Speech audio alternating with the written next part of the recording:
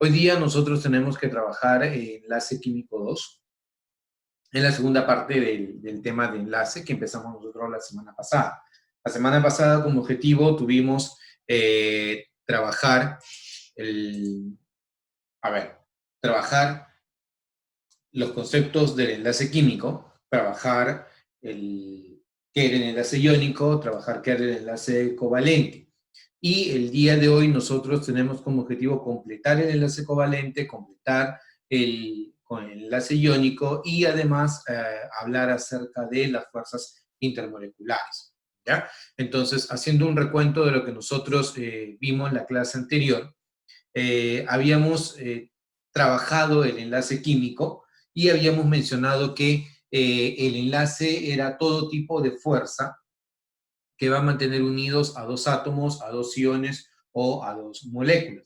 Y lo habíamos separado en dos grandes grupos. Habíamos dicho que el enlace puede ser interatómico o que el enlace puede ser intermolecular.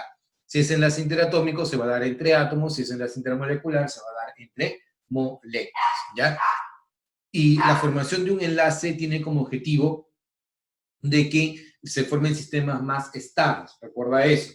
Recuerda que en el caso del enlace químico, tú buscabas que los sistemas fueran lo más estable posible, se liberaba energía durante la formación de un enlace químico y eso hacía de que pudiera establecerse una unión entre átomos, entre iones o entre moléculas. ¿Ya? Ahora, punto importante, el enlace interatómico siempre va a ser más fuerte que el enlace intermolecular. El enlace interatómico tú lo podrías clasificar como iónico, covalente o metálico. Iónico, que se da típicamente entre metal del grupo 1 del grupo 2 y no metal del grupo 6 o del grupo 7 de la tabla periódica, y el mecanismo es una transferencia de electrones.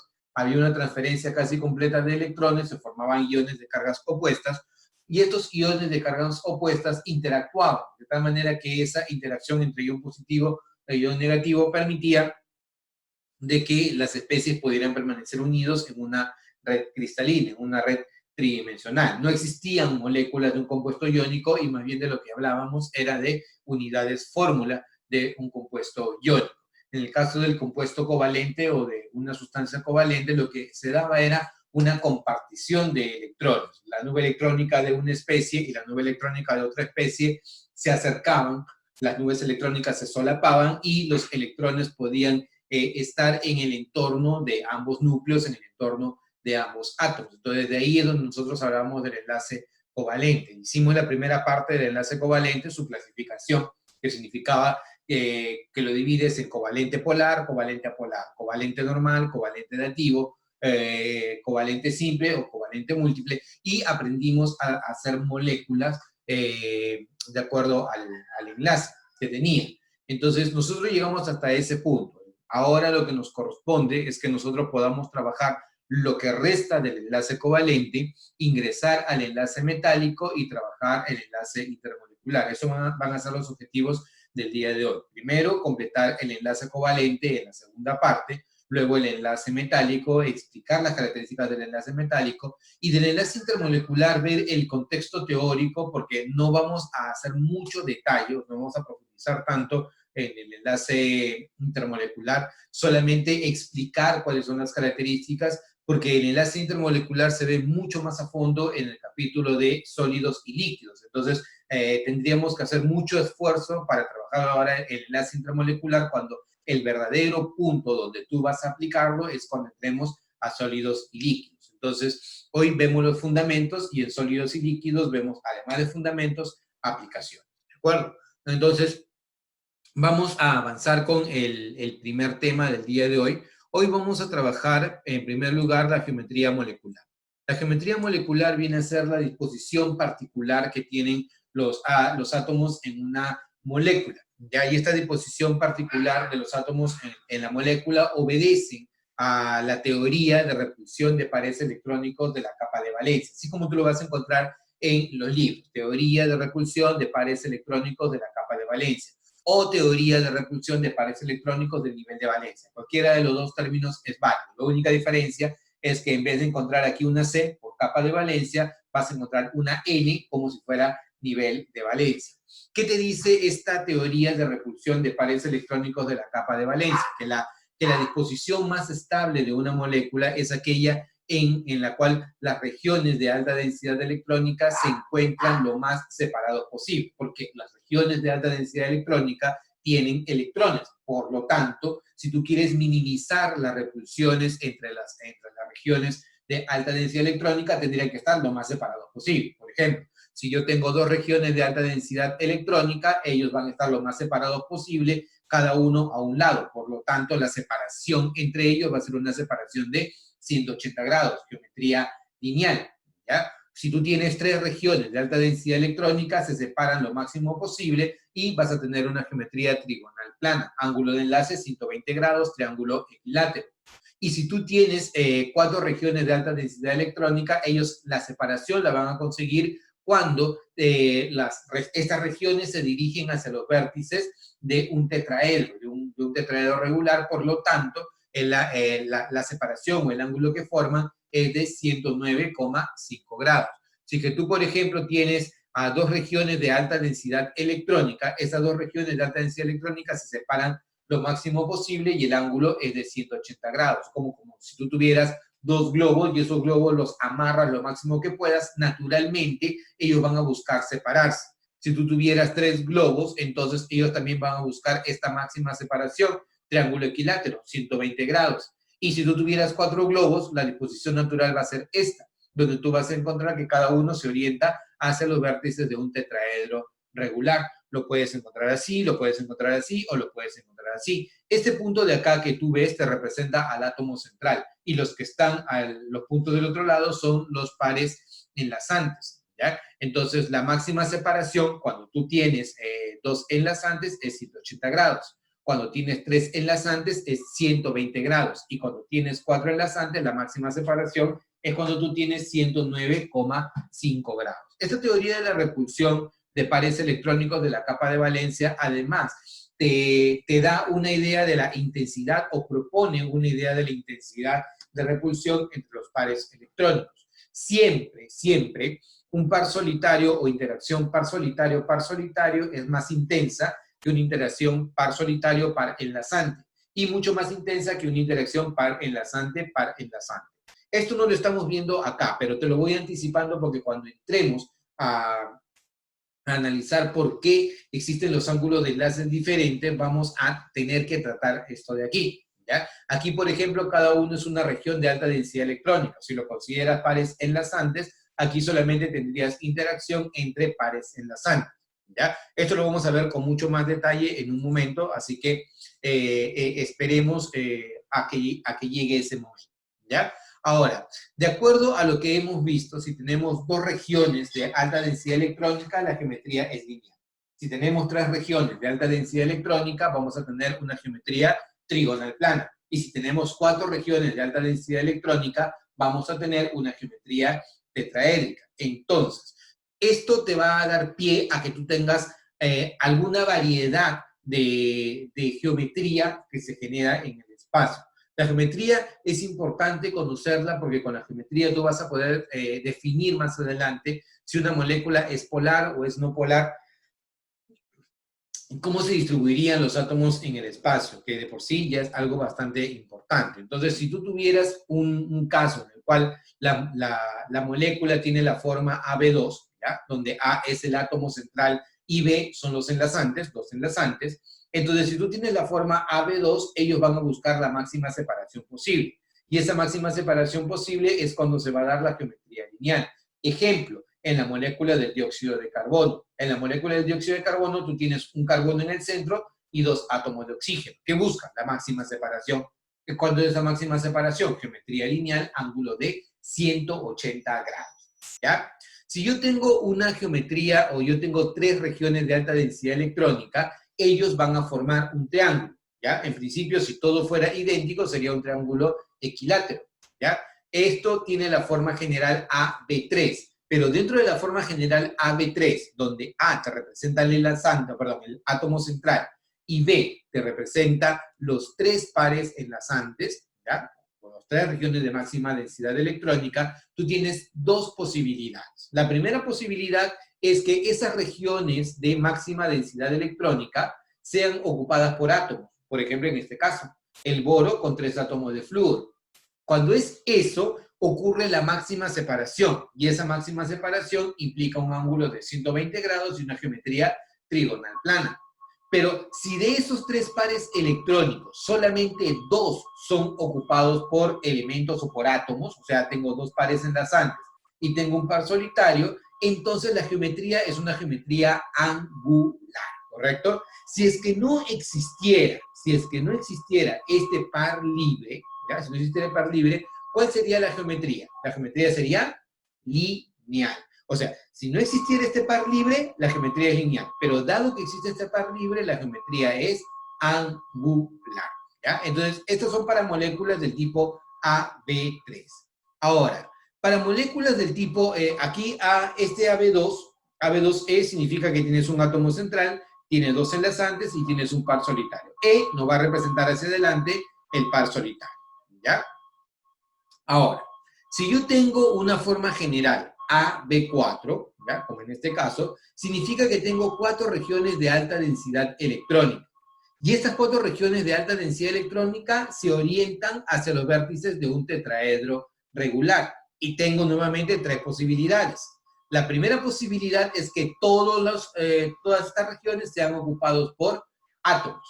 Pero tengo también la posibilidad de que de esas 4 regiones, 3 sean ocupados por átomos y 1 por un par libre, que es este de acá.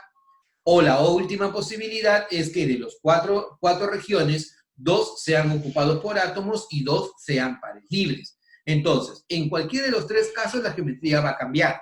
Si los cuatro pares enlazantes están unidos al átomo central, la geometría que debo esperar es geometría tetraédrica. Pero, si tú tienes un par libre, ¿qué es lo que va a ocurrir? Esta geometría que se va a generar se va a llamar geometría piramidal trigonal, donde en este caso, si hablamos del amoníaco, el nitrógeno se encuentra en la parte más alta de la pirámide y los 3 átomos de hidrógeno se encuentran en la parte más baja, formando una base triangular. La densidad electrónica o las regiones de alta densidad electrónica siempre van a formar en este caso un tetraedro. Pero si tú solamente quieres la geometría molecular, te interesan los átomos, solamente los átomos. Por lo tanto, analizando solamente los átomos, tú vas a tener esta geometría, una geometría piramidal trigonal. Ahora, si yo tuviera 2 pares libres y 2 pares enlazantes, la geometría de las regiones de alta densidad electrónica sigue siendo tetraédrica. Si no existieran estos pares libres, la geometría sería lineal, pero como existen los pares libres, la geometría va a ser angular, como por ejemplo en el caso del agua. En el agua tú tienes hidrógeno, oxígeno, hidrógeno, y fíjate que acá tienes 2 pares libres alrededor del átomo de oxígeno. O sea, la geometría sigue siendo, a través de los orbitales o a través de las regiones de alta densidad electrónica, tetraédrica, pero solamente para la molécula va a ser angular. Punto muy importante, mientras a ti no te digan lo contrario, tú siempre tienes que hablar de la geometría molecular. Y en la geometría molecular solamente te interesan los átomos. O sea, a mí no me interesa que aquí haya 4 pares electrónicos. A mí lo que me interesa es que yo tengo un átomo central y tengo 3 átomos que están enlazados. Como te interesa solamente esto, la geometría va a ser piramidal trigonal. Como acá también te interesa solamente los átomos, aquí la geometría va a ser angular. Pero punto muy importante, sobre todo para aquellos que estén pensando en postular a agraria, ¿ya? Se hace una distinción muy específica entre lo que es geometría molecular y geometría orbital, ¿ya? Si tú analizas, por ejemplo, al metano, al amoníaco y al agua, mira, metano, CH4, amoníaco, NH3 y agua, H2O, ¿ya? Todos ellos tienen 4 regiones de alta densidad electrónica alrededor del átomo central. O sea, fíjate, el carbono tiene 4 regiones de alta densidad electrónica. Aquí el nitrógeno también tiene 4 regiones de alta densidad electrónica. Pero de ellas, 3 corresponden a pares enlazantes y 1 corresponde a un par solitario. Y si tú tienes al agua, en el agua hay también 4 regiones de alta densidad electrónica. Pero de ellas, 2 corresponden a pares enlazantes y 2 a pares solitarios. Entonces, en ese sentido, la geometría la geometría de los orbitales. La geometría orbital siempre es tetraédrica. Si te preguntan, oye, ¿cuál es la geometría orbital acá? Tetraédrica. ¿Cuál es la geometría orbital aquí? Tetraédrica. Y acá también tetraédrica. Toda la geometría va a ser tetraédrica. La diferencia va a ser que como tú quieres la geometría molecular, a ti no te interesan los pares libres, solamente te interesan los átomos. Por esa razón, diremos que en este caso la geometría es piramidal, la molecular, y aquí la geometría es una geometría angular. O sea, fácil darte cuenta, la geometría orbital en cualquiera de los tres casos va a ser tetraédrica. Pero la geometría molecular aquí va a ser tetraédrica, porque no hay pares libres. Aquí va a ser piramidal, porque hay un par libre. Y aquí va a ser angular, porque hay dos pares libres. ¿Ya? Ahora, aquí tú puedes observar aquel efecto que yo te he comentado de la repulsión. ¿Ya? Par solitario, la repulsión es mayor entre par solitario y par enlazante, y mayor que par enlazante, par enlazante. Esto lo puedes ver en la molécula del agua, por ejemplo. Si tú analizas la molécula del agua, ¿ya? Las 4 regiones de alta densidad electrónica, ¿cómo se clasifican? Tienes 2 pares solitarios y 2 pares enlazantes. Interacción par solitario, se repelen muchísimo. Acá está, par solitario, la intensidad de repulsión es mucho mayor. Acá tienes interacción par solitario, par enlazante. Y acá tienes interacción entre estos dos de par enlazante, par enlazante. ¿Por qué es importante eso? Porque eso justifica el ángulo de enlace. Si no hay pares solitarios y todos los pares son pares enlazantes y además son idénticos, el ángulo que tú esperas es 109,5 grados. En realidad es 109 grados con 28 minutos, pero esperas un valor de 109,5 grados. ¿Ya? Pero si tú tuvieras un par libre, el par libre causa un efecto repulsivo con los pares enlazantes. Y ese efecto repulsivo hace que los pares enlazantes se acerquen un poco más porque el otro está ocupando más espacio y genera más efecto de repulsión. Entonces, el ángulo debo esperar que sea menor de 109,5 grados. ¿Y es así? Sí, este ángulo vale 107 grados. Tienes que memorizar. Importante. Ese ángulo para el amoníaco te lo tienes que saber de memoria. Eso es muchas veces parte de las preguntas, ¿ya? Y en el caso del agua, fíjate, esta interacción par solitario es muy grande. Tengo otra interacción par solitario par enlazante que es menor, pero no deja de ser importante. Entonces, el efecto de los pares solitarios sobre los pares enlazantes hace que la molécula se comprima aún más. Y ese efecto de acercamiento debería ser que el ángulo de enlace se reduzca. ¿Y es así? Sí. Fíjate que en el agua el ángulo de enlace vale 104,5. ¿Debido a qué? Debido al efecto de los pares solitarios. Como acá hay un par solitario, se comprime o se contrae la molécula un poco. Pero como acá hay dos pares solitarios, ese efecto es mayor y por lo tanto el ángulo de enlace vale 104,5 grados. ¿De acuerdo? Entonces, eso es lo que debes manejar tú en el caso de la geometría molecular y la geometría orbital. Si tienes alguna pregunta, alguna consulta o algún comentario, por favor, a través del chat. ¿Ya? Entonces, esto es lo que hemos visto. Ahora, punto importante.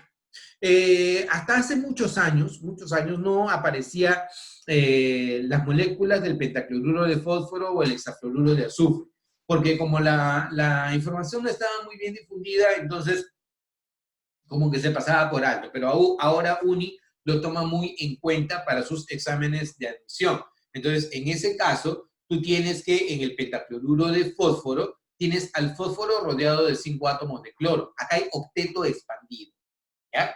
Y acá también, en el hexafluoruro de azufre, tengo octeto expandido. Tengo el azufre rodeado de 6 átomos de flúor. Entonces, ¿cómo estarían estos átomos dispuestos? Nosotros ya hemos visto que si tenemos 4 regiones de alta densidad electrónica, ellos se van a disponer en un tetraedro. Pero si yo tengo 5 regiones de alta densidad electrónica, ¿cómo se van a distribuir? Bueno, para el caso del pentacloruro de fósforo, la geometría que se forma es una geometría bipiramidal trigonal. Bipiramidal trigonal significa tengo pirámide arriba, tengo pirámide abajo y en el medio se forma un triángulo equilátero. ¿Ya? Si tú ves, esto de acá es como si tú tuvieras algo así, pirámide arriba, pirámide abajo y en el centro un triángulo. Entonces, si tú de alguna manera esto lo pudieras coger y se pudiera voltear, Este triángulo que tienes aquí te representa una zona ecuatorial. Así como el ecuador de la Tierra, la línea ecuatorial de la Tierra, esto también te representaría el ecuador de la molécula. Por esa razón, a este ángulo que se forma entre estos átomos que se encuentran en esa línea ecuatorial, se le llama ángulo ecuatorial. Y acá, a estos ángulos que se encuentran hacia arriba y hacia abajo, de una manera vertical, se le llama ángulos axiales, ¿ya? En el caso del pentacloruro de fósforo, el ángulo ecuatorial vale 120 y el ángulo axial vale 90 grados. Y la geometría es bipiramidal trigonal. En el caso del hexafluoruro de azufre ocurre algo similar. En el caso del hexafluoruro de azufre, yo ya no esperaría tener un triángulo. Más bien, por el contrario, lo que yo espero es tener aquí un cuadrado. ¿Ya? Este es un cuadrado. Este cuadrado es la base de lo que tienes hacia arriba y hacia abajo. Lo puedes encontrar con el término bipiramidal de base cuadrada. Así lo podrías encontrar. Bipiramidal de base cuadrada. Porque tienes pirámide arriba, pirámide abajo y un cuadrado en el centro. ¿Ya? Bipiramidal de base cuadrada. Entonces, en este esquema bipiramidal de base cuadrada, los ángulos ecuatoriales valen 90 grados y los ángulos axiales también valen 90 grados. Entonces vas a tener esta condición para el caso del hexafluoruro de azufre, considerando de que todos sean pares enlazantes. Como te decía, esto antes no era muy común en el examen de admisión, pero ahora se ha puesto ya más común, si no en el examen de admisión, por lo menos en las preguntas que aparecen en los seminarios de CEP. Si tienes alguna pregunta, alguna consulta o algún comentario, por favor lo pones a través del chat, ¿ya? Ahora, un punto también muy importante a tomar en cuenta es la geometría en moléculas grandes, ¿ya? Pasa que a veces, por el hecho de que simplemente lo mencionamos, pedimos, oye, dame la geometría molecular. Otro punto es que mientras a ti no te digan lo contrario, siempre te van a pedir la geometría molecular. A menos que te digan específicamente, quiero saber la geometría orbital o la geometría de los pares electrónicos. Pero mientras a ti no te digan lo contrario, siempre se refiere a la geometría molecular. Entonces, por ejemplo, si yo tengo aquí una molécula grande, ¿ya? Como por ejemplo esto de acá, que es el ácido acético, hay un problema y a veces eso se replica en algunos exámenes de admisión. En un aparecido, he visto por lo menos 2 veces, he visto que esto ha pasado, sobre todo con el ácido sulfúrico, que te preguntan, oye, ¿cuál es la geometría? ¿Cuál es la geometría del ácido sulfúrico? Ahí hay un tema. Si tú quieres saber cuál es la geometría del ácido sulfúrico, tienes que preguntarte respecto a qué átomo. ¿Por qué? Porque en el ácido sulfúrico, que es el H12CO4, tú tienes al azufre rodeado de 4 átomos de oxígeno. El azufre, ¿no? Por default sería tu átomo central. Pero los oxígenos también están unidos a hidrógenos. Entonces, ese oxígeno podría funcionar también como si fuera un átomo central para ese entorno. Entonces, lo correcto sería que te pregunten a ti cuál es la geometría alrededor de qué átomo. En los casos anteriores que nosotros hemos visto, solamente hay un átomo central. El fósforo, el azufre es el átomo central. Acá, en los casos anteriores, carbono, nitrógeno, oxígeno, átomo central. No tengo que preocuparme por más nada. Pero cuando tú tienes moléculas en las cuales hay muchos átomos, podría darse el caso que algunos de ellos funcionen como átomos centrales. Y tú vas a tener geometrías alrededor de cada uno de ellos. Entonces, mientras a ti no te digan lo contrario, el átomo central va a ser el que está en la mitad de la forma. Por ejemplo, en el caso del ácido sulfúrico va a ser el azufre. En el caso del ácido fosfórico va a ser el fósforo, ¿ya? Pero lo correcto sería que te digan cuál es la geometría alrededor del átomo de azufre o alrededor del átomo de fósforo, como para que no tengas esos problemas de tratar de identificar qué átomo es el átomo central o con respecto a qué átomo te piden la geometría. Si nos ponemos en este caso particular del ácido acético, este carbono está rodeado de 3 hidrógenos y este carbono. Él podría funcionar como un átomo central. O sea, tendrían que pedirme cuál es la geometría alrededor de este átomo de carbono. O tal vez cuál es la geometría alrededor de este átomo de carbono. O cuál es la geometría alrededor de este átomo de oxígeno. Si tú analizas a este átomo de carbono, ¿ya? Este átomo de carbono, ¿cuántas regiones de alta densidad electrónica tiene alrededor de él? Ese carbono, fíjate. ¿Cuántas regiones de alta densidad electrónica tiene alrededor de él? A ver, ayúdame. ¿Cuánto sería? ¿Cuántas regiones de alta densidad electrónica tiene este carbono alrededor de él?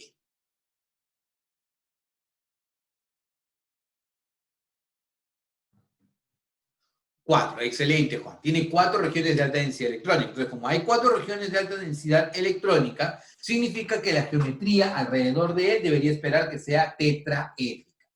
En el caso de este carbono, tú ves que hay 3 regiones de alta densidad electrónica. Por lo tanto, la geometría que tú esperas para él es ¿qué geometría? Trigonal. O sea, en tu cabecita, todo lo que te he dicho anteriormente, ¿ya? Todo lo que te he dicho anteriormente, es para que tú cojas esas figuras y las pongas aquí en el medio. Por favor, química, formar moléculas, no es poner en un papel el nombrecito, la fórmula, el enlace, no. Tú tienes que alucinarte, ¿ya? Tienes que alucinarte de que estas moléculas son núcleos con sus nubes electrónicas y tienes que alucinarte cómo estas moléculas van a encontrarse en el espacio. A nivel de examen de admisión es algo muy sencillo, es muy básico, pero a nivel ya de la universidad, a nivel de sustancias orgánicas, es en extremo importante. Entonces, o de repente por ahí no vas a ser tú un químico puro, un ingeniero químico o petroquímico, tal vez no. Entonces, como no vas a ver la parte macro, la parte grandota, esta parte básica trata de comprenderla porque te va a servir como fundamento para que tú te imagines cómo es la molécula y puedas enfrentar más rápidamente las preguntas del examen de admisión. Si tú ves aquí 4 regiones de alta densidad electrónica, aquí yo me voy a alucinar que tengo un tetraedro, pues. Es lo que yo me debo alucinar, tengo un tetraedro. De ese tetraedro tengo 1, 2 y 3 hidrógenos en cada esquina y en la otra esquina tengo un carbono. Listo, ya me lo aluciné. Aquí, ¿qué me voy a alucinar? Yo me voy a alucinar el triángulo equilátero. Tengo 3 regiones de alta densidad electrónica. En una de ellas veo al carbono, en otras veo al oxígeno y en otra veo hacia arriba al oxígeno. Es como lo debo imaginar. Y en este caso te pregunto, ¿cuántas regiones de alta densidad electrónica tengo? ¿Cuántas regiones de alta densidad electrónica hay alrededor de este oxígeno? A ver, ayúdame. ¿Cuántas habría? 4, claro, Juan, hay 4 regiones de alta densidad electrónica. Excelente, Fernando. Sí, hay 4 regiones de alta densidad electrónica. De esas 4 regiones de alta densidad electrónica, 2 corresponden a pares enlazantes, enlace con el carbono y enlace con el hidrógeno. Y 2 corresponden a pares solitarios. O sea, cuando tú ves esto de acá, en realidad tú lo que tienes que estar visualizando es que acá hay un tetraedro. Y de este tetraedro, una unión va hacia el carbono, otra unión va hacia el hidrógeno y las otras 2 son pares libres. Entonces así vas a tener más fácilmente la idea de cómo se están acomodando los átomos en el espacio. Entonces, si esto tú lo quieres ver acá, mira, en este modelo de bloques, ¿ya? En este modelo de bolas y líneas, vas a tener, por ejemplo, este átomo de carbono es este de acá, lo que te dije. ¿Cuál es la geometría alrededor de él? Tetraédrica. Y te lo dice acá, mira, geometría tetraédrica. Si tú quieres este carbono, 3 zonas de alta densidad electrónica. Acá, 3 regiones de alta densidad electrónica. Geometría trigonal plana, la puedes ver acá. Y de este lado, ¿ya? El oxígeno tiene 4 regiones de alta densidad electrónica. Profe, no veo los pares libres. Claro, porque no te importan. Aquí lo que te importan son cómo se están uniendo los átomos, cómo se están distribuyendo en el espacio de los átomos. Entonces, como te interesa eso, tú vas a decir que la geometría alrededor de él va a ser una geometría angular. Profe, pero acá dice tetraédrico. Sí, es tetraédrico porque los pares electrónicos son 4. Hay 4 pares electrónicos alrededor de ellos. Entonces yo me debo alucinar un tetraedro.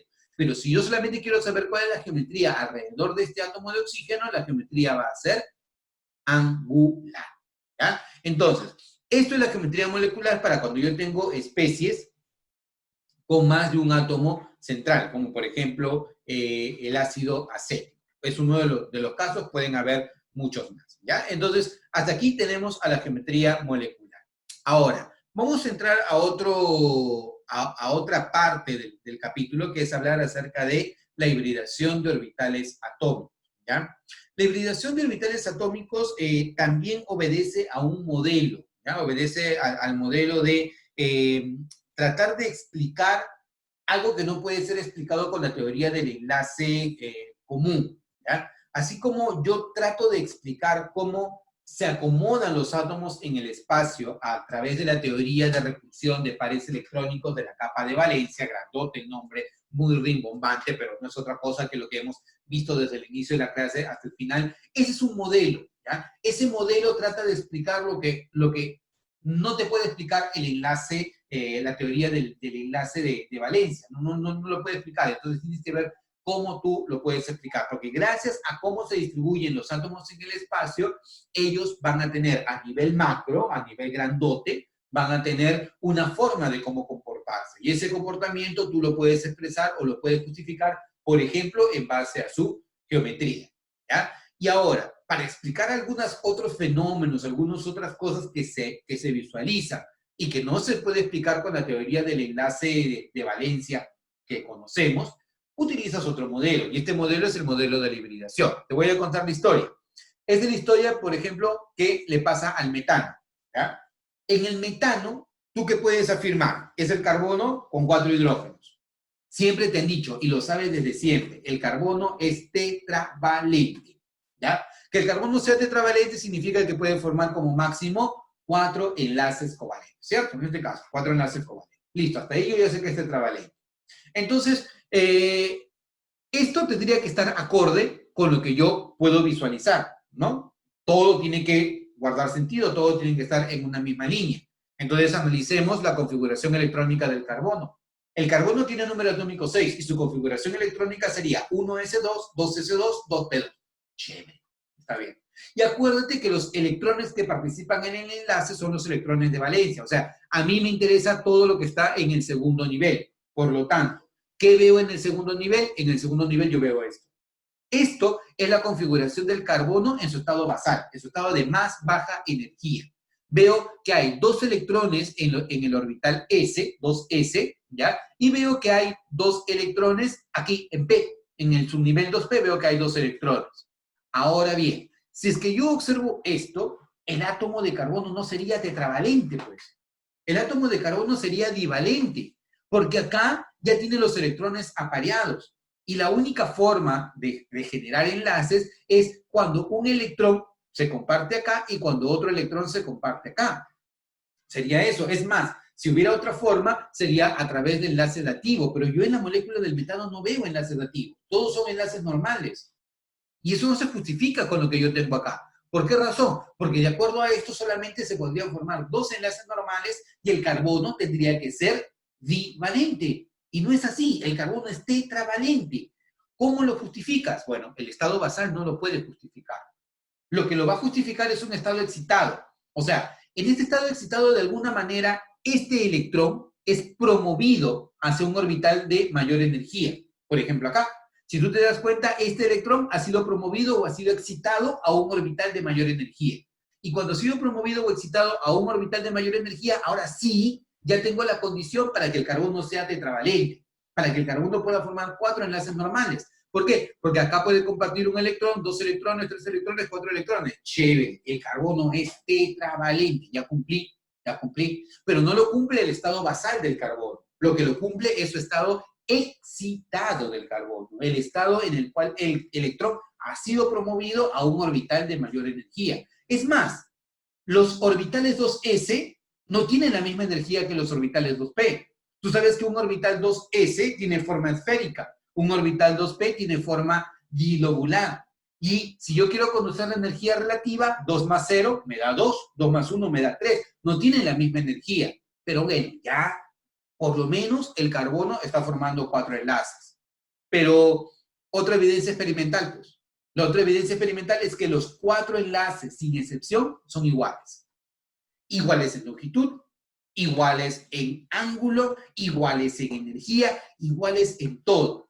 Profe, pero ahí están los 4 enlaces. No, porque te acabo de decir que, por ejemplo, él tiene diferente forma que estos orbitales. La energía de estos orbitales es menor que la energía de estos orbitales. Entonces, si yo tuviera que tratar de guardar concordancia, esto debería tener 3 enlaces químicos idénticos y un enlace diferente a los demás. ¿Y eso no es así? No es así. Tú vas a encontrar que los 4 enlaces son idénticos entre sí, uno con respecto a otro.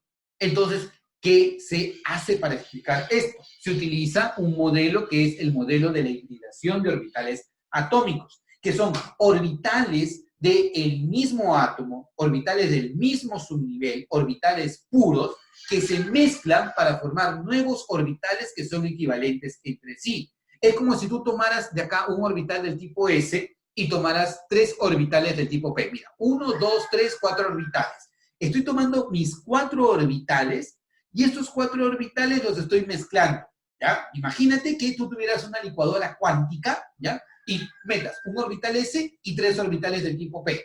Y cuando tienes un orbital S y 3 orbitales del tipo P, enciendes la licuadora, empieza a moverse, y como metiste 4 orbitales, tienes que recuperar tus 4 orbitales. Pero tus 4 orbitales ahora van a ser una mezcla que se van a llamar orbitales del tipo sp3. Voy a tener 4 orbitales del tipo sp3. Y la ventaja o la diferencia con respecto al caso anterior es que ahora todos los orbitales van a tener exactamente la misma energía. O sea, yo junté a un orbital S con 3 orbitales P, ¿ya? Un S con 3 P, los metí en mi licuadora cuántica y me salieron 4 orbitales atómicos idénticos. 4 orbitales del tipo sp3. Todos exactamente con la misma energía, todos con la misma forma, todos con las mismas características. Y cuando estos se juntan, tú generas una geometría tetraédrica.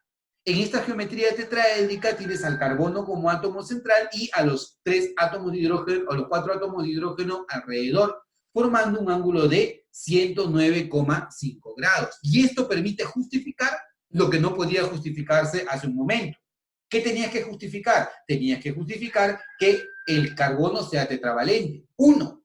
¿Y qué demás tenías que justificar? Que los 4 enlaces sean idénticos entre sí. Ahora sí ya puedo justificarlo. Pero la única manera de haberlo podido justificar es considerando que haya habido una hibridación de orbitales atómicos. Se dice, ¿ya? Se dice que en este caso, en los orbitales sp3, el carácter S corresponde al 25% y el carácter P al 75%. ¿Por qué?